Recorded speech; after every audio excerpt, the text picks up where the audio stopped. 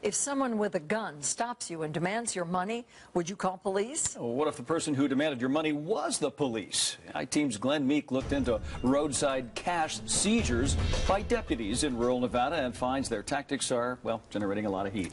That's right. Some people in Humboldt County are sort of tongue-in-cheekly referring to it as highway robbery. Now, we want to say there is no evidence that police and prosecutors are keeping the money for themselves. But there is a very real issue of whether their zeal to intercept drug money is also catching innocent people in the dragnet.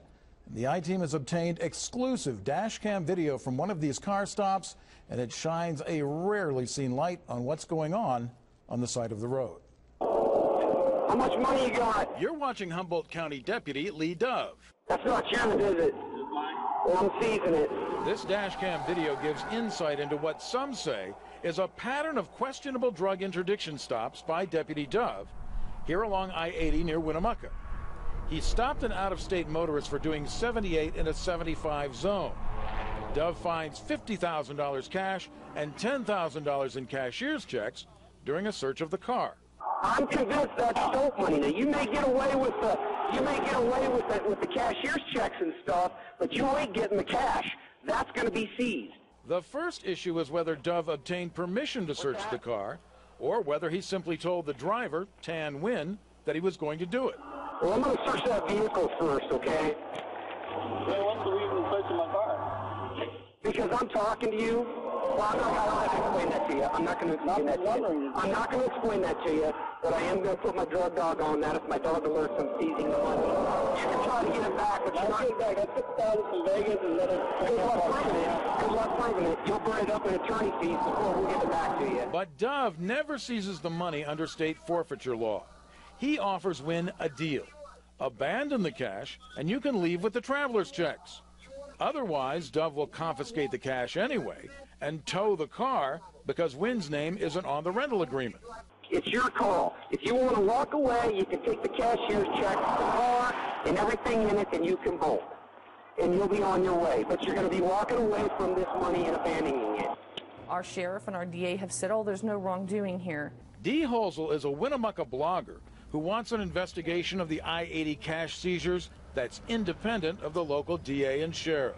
What they said initially was, well, these are civil forfeiture programs. These kind of things happen everywhere. There's nothing unusual about Humboldt County, but that turned out not to be true.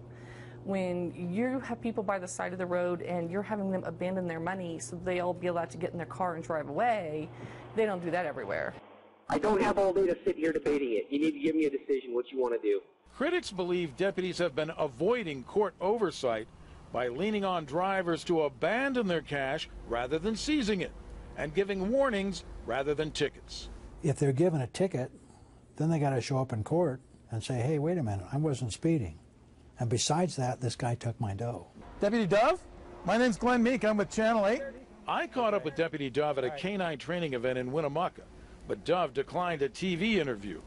The sheriff's office released a photo of Dove with Nguyen's money following the traffic stop, saying the money would be used to help fight crime. But the money was eventually returned to Nguyen, along with $10,000 in attorney's fees, after Nguyen sued the department. An armed person stops a traveler and demands the traveler's money and tells the traveler that unless he gets in his car and moves on down the road and forgets all about it, he's going to take his car, too. There's your license. I'm not going to call the tow company. I'd say that might be pretty close to what you're describing as highway robbery. And you're free to go, my friend. All right? This afternoon, I had a candid conversation with Sheriff Ed Kilgore of Humboldt County. To his credit, he conceded that proper procedures were not followed in a number of cases. He says officers no longer ask people to abandon their cash. If it's suspected proceeds from crime, the civil forfeiture process will be followed and people will be given their day in court. He does put some of the blame on the DA's office up there, though, for not making sure that his cases that his office sent them were properly reviewed and processed. I left messages with the DA's office office but didn't get a response. Here's what Kilgore said to me today. We want to do the right thing. I am a strong proponent of fighting the war on drugs, and I want to make sure everything we do here is on the up and up. And coming up at 11 p.m., we'll hear more on the changes being made as a result of all the controversy surrounding these cash seizures. And we'll also hear from a young man who had $2,400 confiscated from him simply as he traveled across Nevada on the way to California for a new job. Somebody's got to be checking on him like you did. Thanks, Glenn.